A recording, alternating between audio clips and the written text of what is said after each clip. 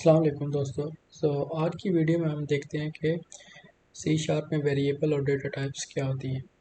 तो सबसे पहले हम एक कंसोल प्रोजेक्ट क्रिएट कर लेते हैं। तो अब यहाँ पे आएंगे, यहाँ पे आप कंसोल सर्च कर लें और आप यहाँ से फर्स्ट ये कंसोल ऐप का टेम्पलेट सेलेक्ट करके नेक्स्ट पे क्लिक करेंगे। देन आप यहाँ पे अपने प्रोजेक्ट का नाम देंगे और डिफ़ॉल्ट ऑप्शन के साथ हम इसको नेक्स्ट पे क्लिक करके नेक्स्ट पे चले जाएंगे। हम जो डिफ़ॉल्ट सेटिंग है उसी के साथ प्रोजेक्ट को क्रिएट करेंगे। तो हमारे पास जो प्रोजेक्ट है वो बेसिकली क्रिएट हो रहा है। तो हमारे पास जो प्रोजेक्ट है वो क्रिएट हो चुका है।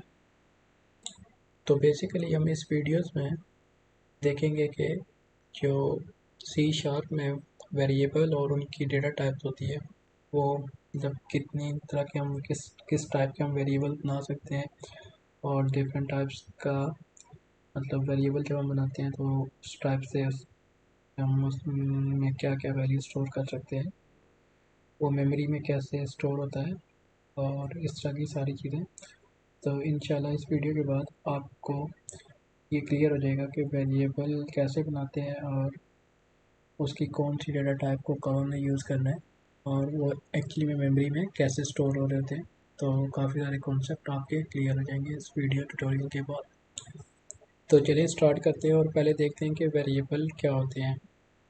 तो बेसिकली वेरिएबल एक कंटेनर होता है जिस पर हम टेम्पररी कोई वैल्यू स्टोर कर सकते हैं।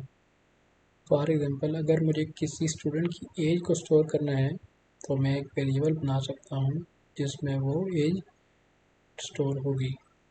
तो हम अगर इसको डायग्राम से समझते हैं तो फॉर एग्जांपल मेरे पास ये मेमोरी है। तो इसमें मैं फॉर एग्जांपल यहाँ पे अगर एक इन टाइप का वेरिएबल बनाता हूँ जिसका नाम जो है वो एज है और उसको मैं असाइन करता हूँ वैल्यू फॉर एग्जांपल 10 की। तो इस केस में क्या होता है कि हमें मेमोरी में इसको एक मेमोरी असाइन होती है। फॉर एग्जांपल इस वेरिएबल को ये वाली मेमोरी असाइन हुई है और इसके अंदर आपके पास ये जो 10 है वो यहाँ पे स्टोर हो जाएगा। और इन फ्यूचर में जाकर मैं अगर इस एज की वैल्यू को अपडेट करता हूँ, एज को मैं कहता हूँ कि 15 कर देता हूँ, तो वो क्या होगा कि एज जो है वो इस मेमोरी लोकेशन को पॉइंट कर रही है। तो यहाँ पे पहले 10 स्टोर था, तो क्या होगा कि ये 10 अपडेट होके 15 हो जाएगा। और इसी तरह अगर अब मैं कहीं पे इसको कंसोल डॉट राइट लाइन करके प्रिंट कराता हूँ तो इसकी जो वैल्यू इस टाइम पे करंट इस टाइम पे जो इसकी वैल्यू है वो प्रिंट हो जाएगी। फॉर एग्जाम्पल इस केस में हमारे पास 15 प्रिंट हो जाएगा। तो ये वैल्यू भी इस टाइम पे 15 है। इन फ्यूचर अगर मैं जाके इसी वेरिएबल को फॉर एग्जांपल 20 कर देता हूँ तो क्या होगा कि इस वैल्यू ये जो वैल्यू है हमारे पास 15 ये अपडेट होके क्या हो जाएगी 20। और अगर मैं उसके बाद कंसोल डॉट राइट लाइन करके इसको प्रिंट कराता हूँ तो हमारे पास एज की वैल्यू जो है वो 20 प्रिंट होगी जो इस टाइम पे हमारे पास मेमोरी में स्टोर है। तो ये हमारे पास थोड़ा सा बेसिक कॉन्सेप्ट है वेरिएबल्स का। और अगर हम यहाँ पे देखें तो हमने इसको जब इनिशियलाइज किया तो बेसिकली ये जो हमारे पास है ये इसकी टाइप्स है, ये डेटा टाइप्स हमारे पास।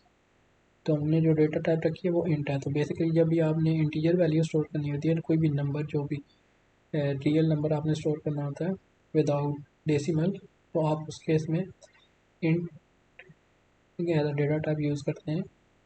और हमने अपने वेरिएबल का नाम रखा है एज और इक्वल टू 10 किया है, तो मतलब हमने एज को 10 असाइन किया है। तो एज की जो इस टाइम पे वैल्यू होगी वो 10 होगी और उसकी जो टाइप है वो इंट है।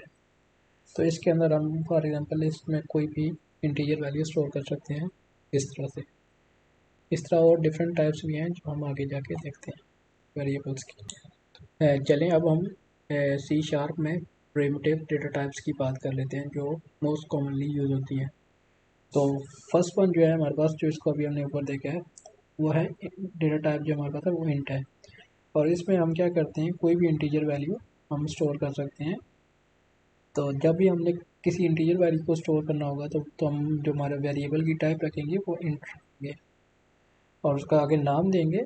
और देन जैसे जैसे यहाँ पे हमने क्या किया है, हमने एक इस वेरिएबल की डेटा टाइप क्या रखी है, इंट रखी है। इस वेरिएबल का नाम क्या है, एक्स है, और इसको हमने वैल्यू असाइन किया 10। फिर हमारे पास जो दूसरी डेटा टाइप्स है प्रिमिटिव, वो है फ्लोट। तो बेसिकली जब भी आपने कोई डेसिमल नंबर स्टोर करना होता है तो उसके लिए आप अपने वेरिएबल की जो टाइप रखेंगे वो फ्लोट रखेंगे। तो यहाँ पे हमने एक वेरिएबल डिफाइन किया है जिसका नाम क्या है, y है, और उसकी डेटा टाइप्स क्या है, फ्लोट है, और इसको हमने एक वैल्यू असाइन की है 3.14 है। तो फ्लोटिंग पॉइंट नंबर की वैल्यू हमने इसको असाइन किया। जब भी आपने कोई पॉइंट वाली वैल्यू असाइन करनी होगी वेरिएबल्स को, तो आप उसकी टाइप क्या रखेंगे, फ्लोट रखेंगे। फिर जो नेक्स्ट हमारे पास डेटा टाइप्स आती है वो है चार।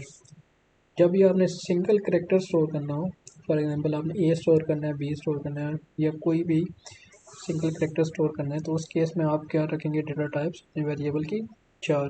और आप उसके बाद अपने वेरिएबल का नाम डिफाइन करेंगे और इस तरह से सिंगल कोट्स में आपने उसकी वैल्यू को उसको कोई वैल्यू असाइन करनी है। जैसे हमने यहाँ पे सिंगल कोट्स में इसको ए असाइन किया, तो इसी तरह आप इसको सिंगल कोट्स में कोई भी एक करेक्टर इसको दे सकते हैं। तो बेसिकली ये जो वेरिएबल होता है ये सिंपली एक करेक्टर स्टोर करने के लिए यूज होता है।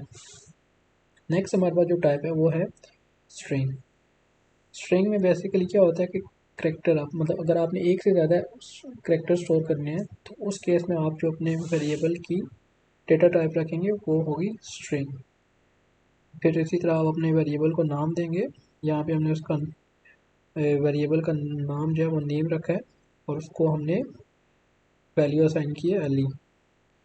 तो बेसिकली जब भी आप इसको वैल्यू असाइन करेंगे तो डबल कोट्स का यूज़ करेंगे जैसे हमने यहाँ पे यूज़ किया है, और उसके अंदर आप इसको कोई भी स्ट्रिंग वैल्यू दे सकते हैं। जैसे यहाँ पे हमने सिर्फ इसको अली असाइन किया है। इसके बाद हमारे पास जो एक नेक्स्ट डेटा टाइप है वो है बूल। बूल में अगर आपने फॉर एग्जांपल सिंपली ट्रू या फॉल्स आपने वैल्यू स्टोर करनी हो, ट्रू या फॉल्स, सिंपली दो ही वैल्यू स्टोर करनी हो अगर, तो उस केस में हम आप क्या करते हैं, जो वेरिएबल की टाइप रखते हैं वो बूल रखते हैं। जैसे फॉर एग्जांपल आप चेक कर रहे हैं किसी जगह पे कि कोई चीज़ है वो इज एक्टिव है कि नहीं, तो अगर वो एक्टिव होगी तो आप उसमें क्या करेंगे, स्टोर करेंगे ट्रू, और अगर वो इनएक्टिव होगी तो आप उसमें फॉल्स स्टोर करेंगे। तो आप इस वेरिएबल में सिंपली दो ही वैल्यू स्टोर करा सकते हैं, ट्रू और फॉल्स। तो ये हमारे पास जो type C primitive data type C sharp में।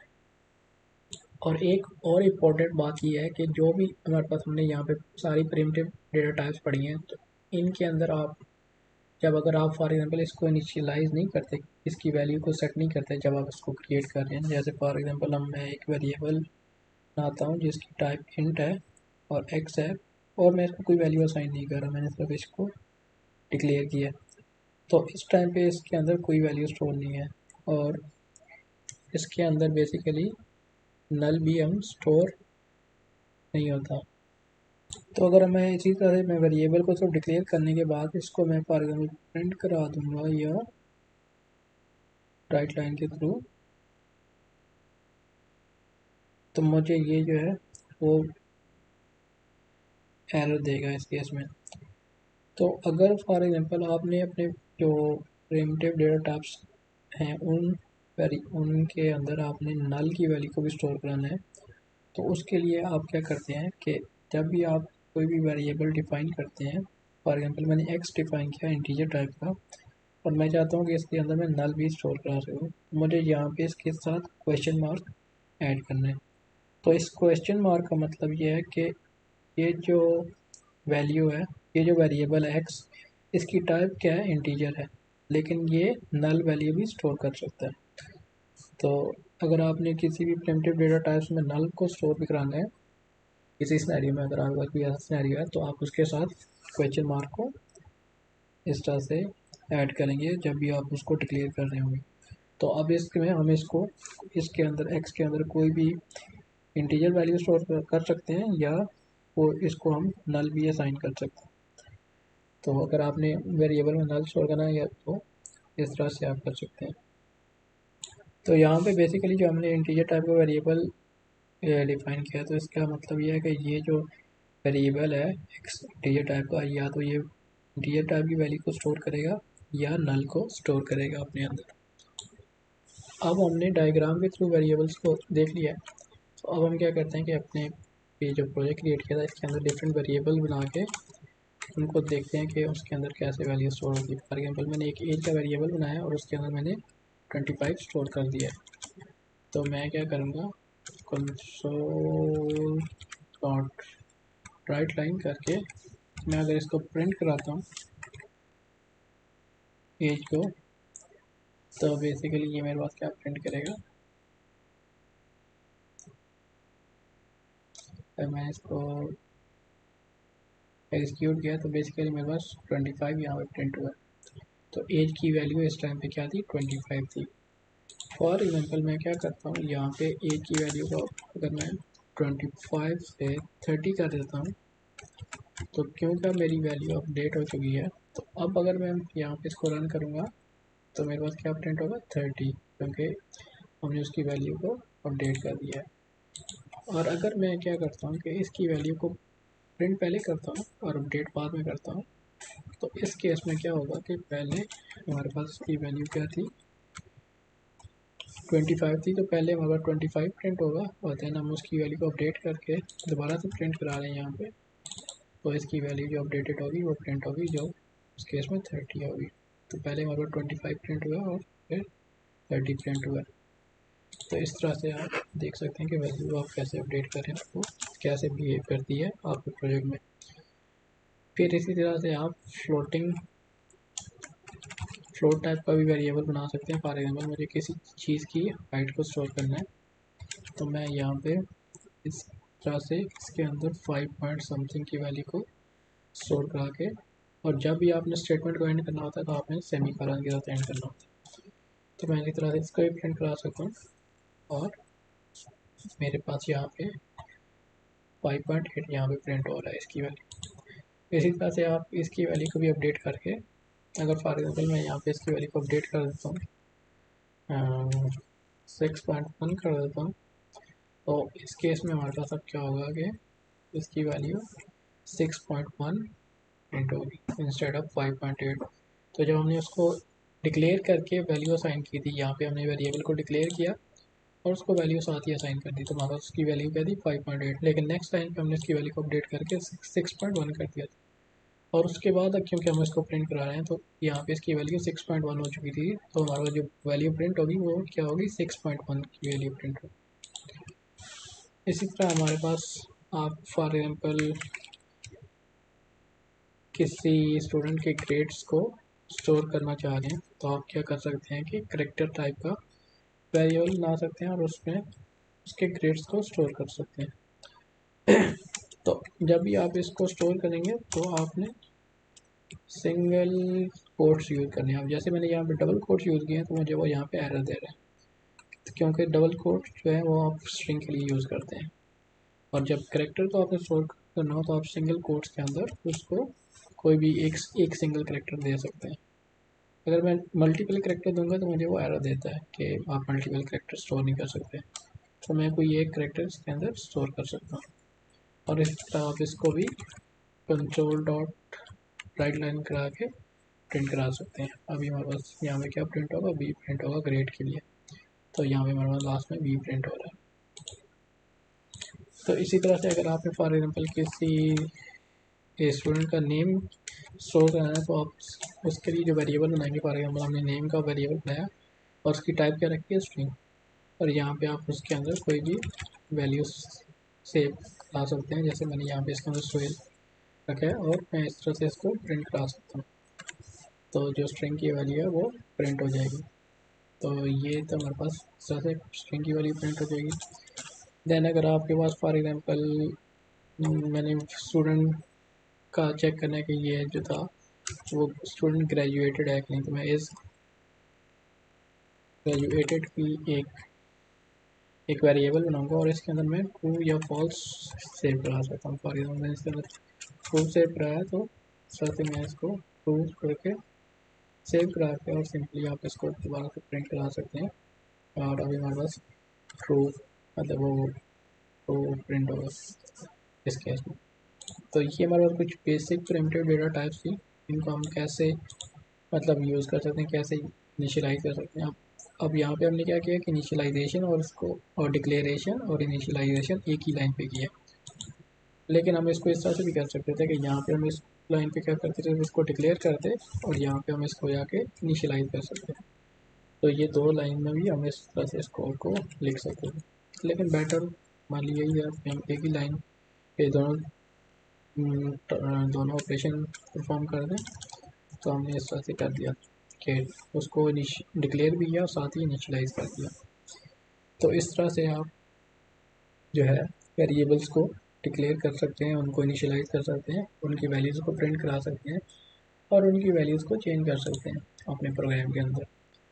तो होपफुली आपको इस वीडियो से क्लियर हो गया होगा कि आप C# में वेरिएबल्स कैसे बनाते हैं, उनको कैसे डिफ़ाइन करते हैं, कैसे उनकी वैल्यूज़ को अपडेट कराते हैं, कैसे प्रिंट कराते हैं।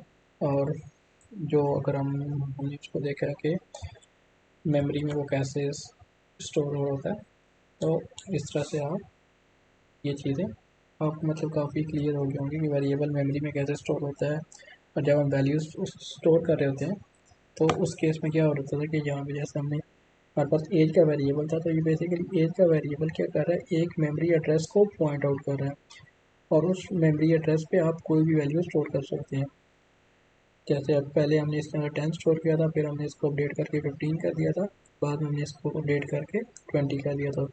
तो बेसिकली क्या होता है कि ये जो एज वाला वेरिएबल हमने बनाया है, इसके अंदर ये एक मेमोरी लोकेशन को पॉइंट कर रहा होता है, मेमोरी एड्रेस को पॉइंट कर रहा होता है और उस मेमोरी एड्रेस पे आप कोई भी वैल्यू स्टोर कर सकते हैं। तो फिर जब आप उसको प्रिंट करते हैं तो बेसिकली उस मेमोरी एड्रेस पे जो वैल्यू पड़ी होती है वो आपके पास प्रिंट आउट हो जाती है आपके प्रोग्राम में, या जहाँ पे भी आप उसको यूज़ कर रहे हो तो वो यूज़ हो जाती है।